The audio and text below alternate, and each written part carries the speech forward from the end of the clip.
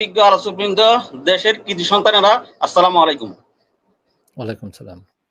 আন্তর্জাতিকভাবে শেখ হাসিনা যাওয়ার পর আন্তর্জাতিকভাবে বিভিন্ন চাপ এসেছে।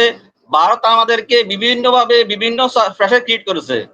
আমার মনে হয় ডক্টর ইউনূস যেভাবে এগুলো হ্যান্ডেল করেছেন, আমাদের রাজনীতিকরা থাকলে এরকম হ্যান্ডেল করতে পারতেন না।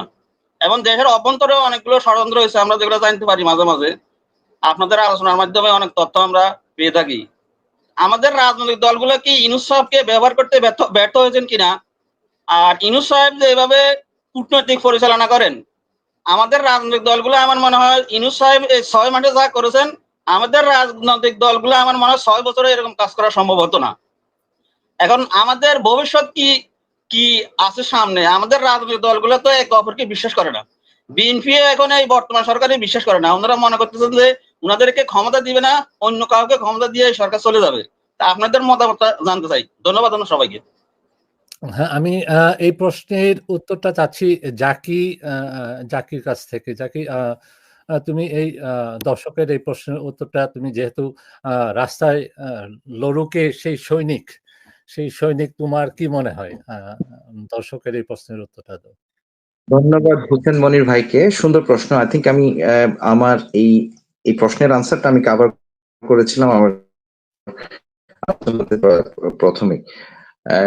বাংলাদেশের রাজনীতিবিদরা, হ্যাঁ, আমার কাছে মনে হয় যে ডক্টর ইউনূস সাহেবকে ব্যবহার করতে পারেননি।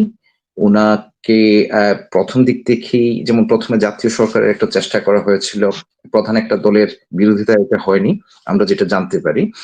তো যদি ডক্টর ইউনূস সাহেবকে বিশ্বাস করা হতো, ওনার উপর কনফিডেন্স রাখা হতো এবং ওনার লিডারশিপের আন্ডারে যদি কাজ করা হতো, তাইলে আমার মনে হয় বাংলাদেশের জন্য সবচেয়ে বেস্ট হতো।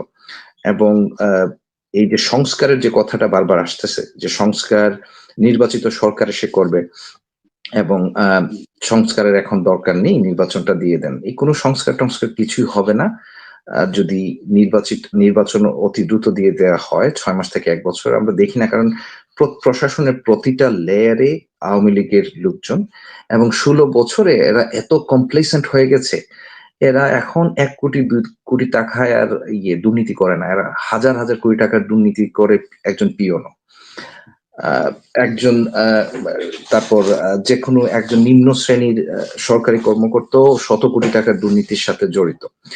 তো এই যে একটা পরিস্থিতিতে বাংলাদেশকে নিয়ে যাওয়া হয়েছিল, এইটা থেকে উদ্ধার করতে হলে বাংলাদেশের একজন একমাত্র ব্যক্তি ডক্টর ইউনূস, উনি ছাড়া যদি দ্বিতীয় কোনো ব্যক্তি বাংলাদেশের দায়িত্ব নিত এজ এ চিফ অ্যাডভাইজার, আমার মনে হয় না 3 দিনও লাস্ট করতে পারতো। ইন্ডিয়া যে ধরনের প্রপাগান্ডা শুরু করেছিল, ওইটাকে রিফিউট করার জন্য দেখেন ওয়েস্টার্ন মিডিয়া এসে দাঁড়িয়েছে বাংলাদেশের পক্ষে, ইন্ডিয়ার বিরুদ্ধে। এটা কিন্তু ইউনূস সাহেব ছাড়া দ্বিতীয় কোনো ব্যক্তি নেই বাংলাদেশে, যে কিনা চিফ অ্যাডভাইজার হইলে আমরা এই সুবিধাটা পাইতাম না, আমরা দাঁড়াতে পারতাম না। এবং ইন্ডিয়ার যে চাণক্যবাদী পররাষ্ট্র নীতি এবং তাদের যে কর্মকাণ্ড বাংলাদেশে এতদিন থেকে, এখনো তারা পাগলের মতো আচরণ করতেছে যে আমরা সোনার ডিম দেয়া হাঁস বাংলাদেশটা হারিয়ে ফেললাম, হায় রে হায়।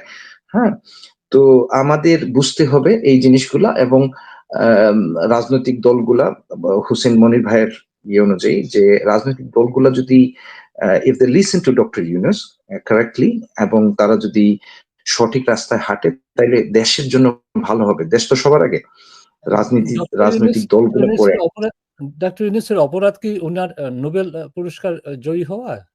যে হাসিনা উনি পাননি, ডক্টর ইউনূস পেয়েছেন, এর জন্যই কি ওনার উপর এত ইয়ে ছিল?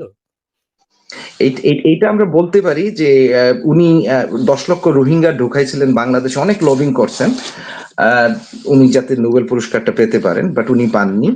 তো উনার যে, আমার কাছে আমি আসলে প্রথম দিকে খুব একটা উনার ইয়েগুলো ফলো করতাম না, কিন্তু আমি 5 বছর যখন বাংলাদেশে ছিলাম, আপনি জানেন পারিবারিক কারণে, তখন আমি অনেক কিছু অবজার্ভ করি, উনাকে নিয়ে স্টাডি করি, উনার কথাবার্তা দেখি।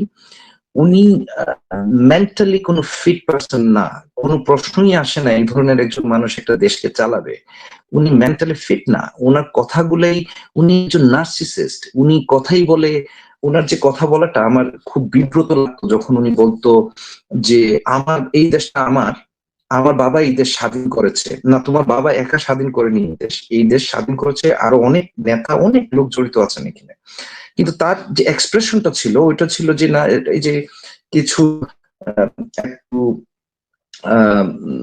রকচটা বাচ্চা থাকে না, যে এই পুতুলটা আমার বাবা কিনে দিয়েছে, এখানে যা পুতুল আছে সব আমার, এই রকমের একটা আচরণ। এবং উনি এত